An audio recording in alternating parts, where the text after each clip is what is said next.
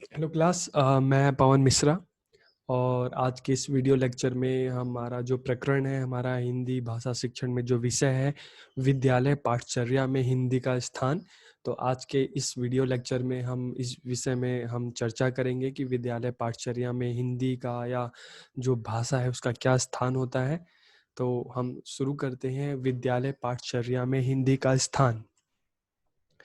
तो सबसे पहले हम देखते हैं कि शिक्षण के प्रत्येक स्तर पर भाषा का अलग अलग महत्व होता है।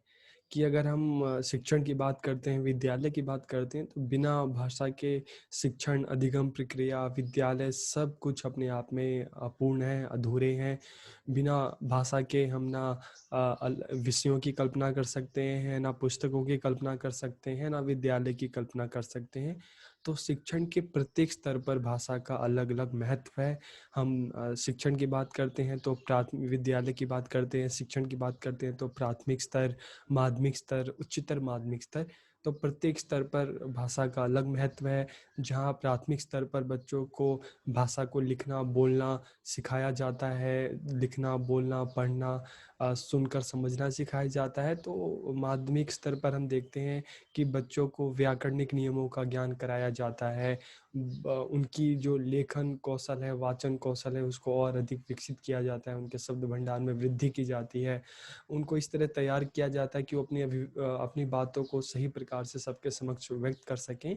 तो जब हम उच्च स्तर पर जाते हैं तो वहाँ पे बच्चों की जो भाषा से संबंधित जो रचनात्मकता होती है, चिंतन होता है, समालोचना होती है, स्वर रचना होती है, इन इन चीज़ों पर ज़्यादा ध्यान दिया जाता है। तो हम बात करते हैं विद्यालय पाठचर्या में हिंदी का स्थान।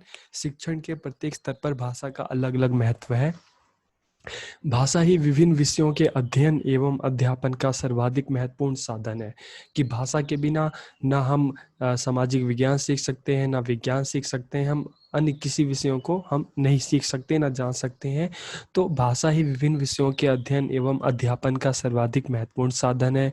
ज्ञान विज्ञान के विभिन्न विषयों को हम भाषा के माध्यम से ही पढ़ते हैं और सीखते हैं। तो भाषा एक साधन, एक माध्यम है जिसके द्वारा हम विभिन्न विषयों को सीखते हैं। ज्ञान विज्ञान से संबंधित विभिन्न विषयों के बारे में हमें भाषा के माध्यम से ही पता चलता है। अतः विद्यालय पाठ्यक्रम में भाषा का जो स्थान है सर्वाधिक महत्वपूर्ण है। विद्यालय पाठ्यक्रम में भाषा का अध्ययन भिन्न भिन्न स्तरों पर भिन्न भिन्न रूपों में होता है, जैसे मैंने आपको भी बताया। और अलग अलग रूप कैसे हैं? मातृभाषा के रूप में भाषा पढ़ाई जाती है, राजभाषा के रूप में भाषा पढ़ाई जाती है, सांस्कृतिक भाषा के रूप में, विदेशी भाषा के रूप में। तो जैसे अगर हम देखते हैं, हम अपने क्षेत्रों की बात करते हैं तो मातृभाषा के रूप में और राजभाषा के रूप में हमें हिंदी पढ़ाई जाती है। सांस्कृतिक भाषा के रूप में उर्दू, संस्कृत, इन भाषाओं का ज्ञान दिया जाता है। और विदेशी भाषा के रूप में जापानी, फ्रेंच, अरबी, जर्मन, इन भाषाओं को सिखाया जाता है। हिंदी भाषा का अध्ययन विद्यालय स्तर पर मातृभाषा और राजभाषा के रूप में किया जाता है। उत्तर भारत के जो 9 राज्य हैं जहाँ पे हिंदी वहाँ की राजभाषा भी है, मातृभाषा भी है।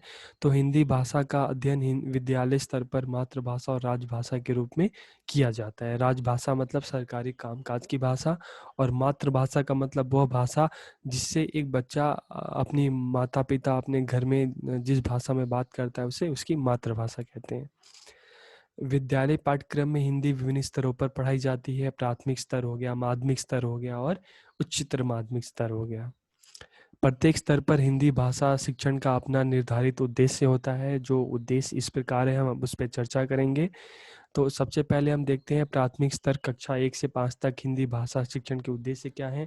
तो हिंदी भाषा शिक्षण के जो मुख्य उद्देश्य हैं, बच्चों को पढ़ना सिखाना, बोलना सिखाना, सुनकर समझना और लिखना सिखाना। तो ये मुख्य उद्देश्य होते हैं प्राथमिक स्तर पर, जिसमें बच्चों की भाषाई ज्ञान की नींव तैयार की जाती है। पढ़ना, लिखना, बोलना और सुनकर समझना। तो विद्यार्थियों को इस योग्य बनाना कि वो पढ़ाई जा रही सामग्री के शब्दों के माध्यम से, कि जो जो सामग्री पढ़ाई जा रही है उसको शब्दों के माध्यम से अच्छी तरह से समझ सकें, लिखित सामग्री को सही प्रकार से पढ़ सकें और वाक्यों शब्दं को सही प्रकार से खुद से लिख सकें, और अपने विचारों को, अपने भावों को सही प्रकार से शब्दों के माध्यम से दूसरों के समक्ष बोल सकें। तो पढ़ना, लिखना, बोलना और सुनकर समझना।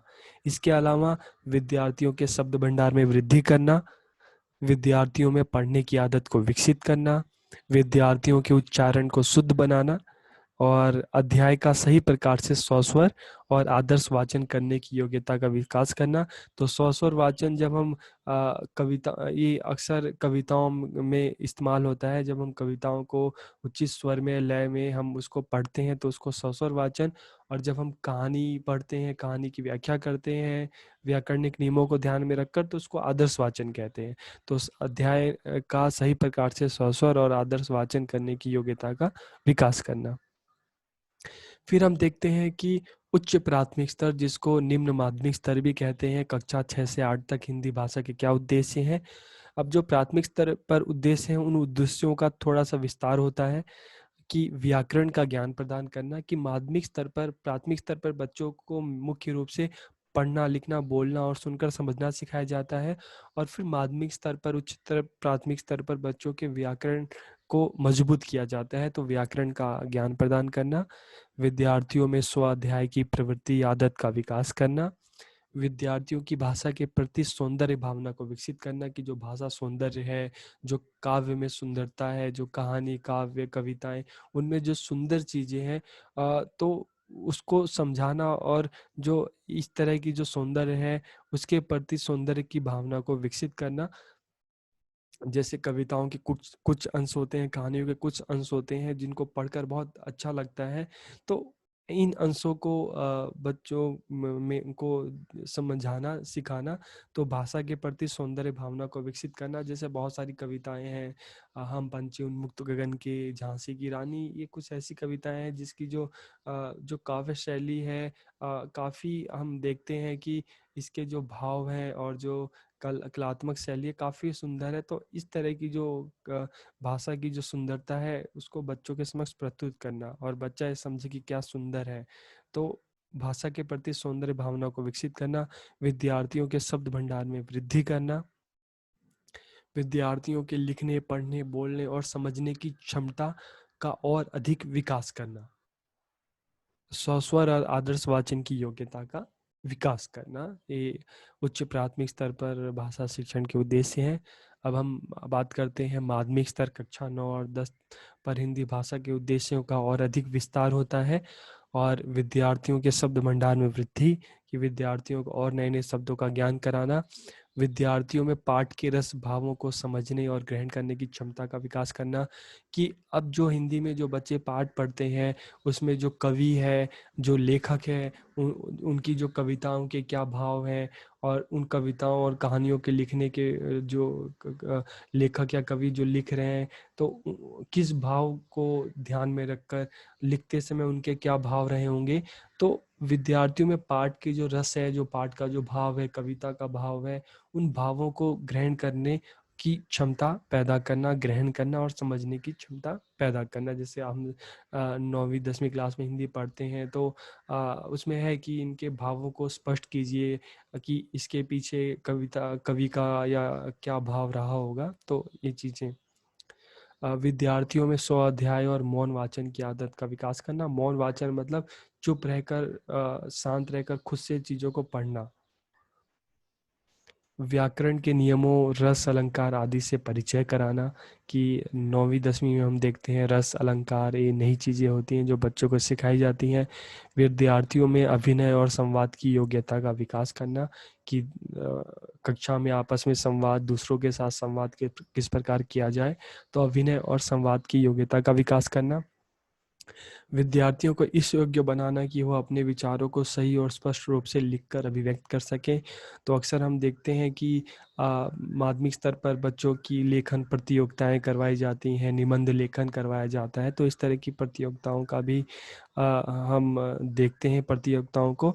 तो इनका मुख्य उद्देश्य क्या होता है, विचारों को सही प्रकार से स्पष्ट रूप से लिखकर अभिव्यक्त करना। कई बार जो हम देखते हैं इस तरह की प्रतियोगिताओं में, जो विषय होते हैं ऑन द स्पॉट उसी समय दिए जाते हैं, तो बच्चा खुद से सोचकर समझकर उस चीज़ को लिखने की कोशिश करता है। विद्यार्थियों को निबंध, पत्र, अनुच्छेद, संवाद आदि लिखने की कला में निपुणता पैदा करने का प्रयास करना, जो अक्सर हम देखते हैं 9वीं 10वीं क्लास में। इस तरह की जो निपुणता है पैदा करने की कोशिश की जाती है शिक्षकों की तरफ से, और इसके लिए अलग अलग प्रतियोगिताओं का आयोजन किया जाता है। अब हम देखते हैं उच्च माध्यमिक स्तर कक्षा 11 और 12 पर हिंदी भाषा शिक्षण के क्या उद्देश्य हैं। इसमें उद्देश्यों का विस्तार होता है। जिस तरह से बच्चे का जो उम्र है बढ़ती है, उनकी समझ बढ़ती है, तो अब 11वीं 12वीं में क्या उद्देश्य होते हैं कि विद्यार्थियों को भाषा का अधिक से अधिक अध्ययन करने के लिए प्रेरित करना, कि बच्चा भाषा को सीखे, अधिक से अधिक अध्ययन करे, उसके बारे में जाने, उसको समझे। उनको स्वरचित कविता, अपनी कविताओं का स्वयं निर्माण करे, कहानी, पत्र आदि लिखने के लिए प्रेरित करना। उनको इस योग्य बनाना कि वो पाठ्यक्रम की शब्दावली को ग्रहण कर सके और उसमें निहित भावों को समझ सके। उनको इस योग्य बनाना कि वह अपने विचारों को सही और स्पष्ट रूप से लिखकर, बोलकर अभिव्यक्त कर सके। विद्यार्थियों को हिंदी की पाठ्य पुस्तक के अतिरिक्त अन्य जो हिंदी की पाठ्य पुस्तक है, हिंदी साहित्य, उसको पढ़ने के लिए प्रेरित करना। फिर विद्यार्थियों में चिंतन की प्रवृत्ति का विकास करना, विद्यार्थियों में समालोचना की प्रकृति का विकास करना। चिंतन का मतलब है कि सोचना, गहन चिंतन, गहन सोच, विषय को लेकर उसको समझना, पढ़ना, पढ़कर उसको उसके बारे में सोचना, उसको समझना। समालोचना मतलब जो पाठ्य पुस्तक, जो साहित्य बच्चे पढ़ रहे हैं, उसके क्या गुण हैं, क्या दोष हैं, उस चीज़ का पता लगाना। और विद्यार्थियों में पाठ के रस भावों को समझने और ग्रहण करने की योग्यता का विकास करना, कि पाठ के क्या रस हैं, क्या भाव हैं, किस तरह के भावों को कवि और लेखक ने अभिव्यक्त किया है, तो उसको समझना और ग्रहण करने की क्षमता पैदा करना। विद्यार्थियों में स्वाध्याय और मौन वाचन की आदत का विकास करना। विद्यार्थियों को कविता के विविध पक्ष, जैसे कलात्मक पक्ष है, भाव पक्ष है, और गद्य की विभिन्न विधाएं, जैसे हम बात करते हैं निबंध है, निबंधेतर विधाएं जैसे संस्मरण है, आत्मकथा है, नाटक है, एकांकी है। तो इस तरह की हिंदी की जो विभिन्न विधाएं हैं उससे परिचित करवाना, और विद्यार्थियों को हिंदी भाषा और उसके साहित्य का सामान्य ज्ञान कराना। तो आज के इस कक्षा में हमने बात की कि हिंदी भाषा का विद्यालय में क्या स्थान है, भाषा का विद्यालय पाठचर्या में क्या स्थान है, और अलग अलग स्तरों पर हिंदी शिक्षण के क्या क्या उद्देश्य हैं। तो आज की क्लास में हमने इस विषय पर बात की, और अगली क्लास में हम नए विषय के साथ आएंगे। तो आप सबका बहुत बहुत धन्यवाद। वीडियो आपको अच्छा लगे तो आप लाइक करें, आप शेयर करें अपने दोस्तों के साथ। आप सबका बहुत बहुत धन्यवाद।